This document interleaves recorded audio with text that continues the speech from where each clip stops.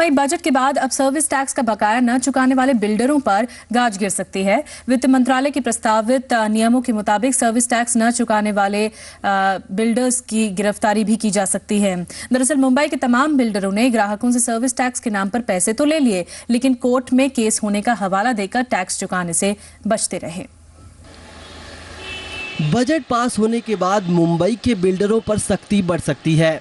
वित्त मंत्रालय ने बजट में प्रस्ताव किया है कि सर्विस टैक्स चुकाने में डिफॉल्ट करने वालों को गिरफ्तार किया जा सकता है। मुंबई में बड़ी संख्या में बिल्डर्स ने ग्राहकों से सर्विस टैक्स का पैसा तो ले लिया, लेकिन सरकारी खजाने में जमा करने के बदले खुद के लिए इस्तेमाल कर रहे हैं। फाइनेंस बिल की मंजूरी के बाद सर्विस टैक्स डिपार्टमेंट मुंबई में डिफॉल्टर बिल्डरों के खिलाफ बड़ा अभियान छेड़ने वाला है। मुंबई देश का सबसे बड़ा रियल एस्टेट मार्केट है, लेकिन मुंबई प्रॉपर्टी मार्केट से सर्विस टैक्स कलेक्शन 1000 करोड़ रुपए से भी कम है, क्योंकि बिल्डर सर्विस टैक्स नहीं जमा कर रहे हैं। बिल्डर खुद पैसा जमा कर लेते हैं और गवर्नमेंट को डिपॉजिट नहीं करते हैं, तो this is serious offence for which they should be punished.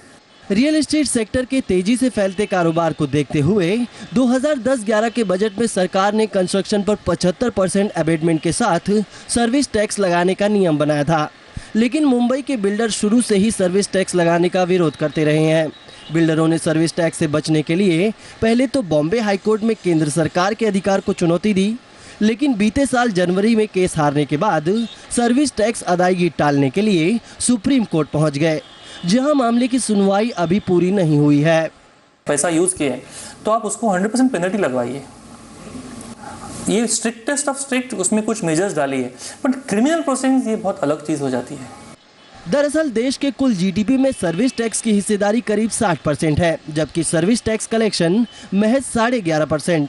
सरकार ने इसीलिए सर्विस टैक्स के नियम कड़े किए हैं। साथ ही सर्विस टैक्स कलेक्शन का पूरा बकाया वसूलने के लिए एमनेस्टी स्कीम भी शुरू की है। मुंबई देश का सबसे बड़ा प्रॉपर्टी मार्केट है, लेकिन यहाँ से सर्विस टैक्स का कलेक्शन काफी कम है। यही वजह है कि बजट के बाद वित्त मंत्रालय सर्विस टैक्स ना चुकाने वाले बिल्डरों से वसूली के लिए एमनेस्टी स्कीम के साथ साथ बड़ी सख्ती के मूड में है। तरुण शर्मा, जी बिजनेस, मुंबई। चलिए रुकेंगे एक छोटे से ब्रेक के लिए, लेकिन ब्रेक के बाद हैदराबाद टेस्ट में मजबूत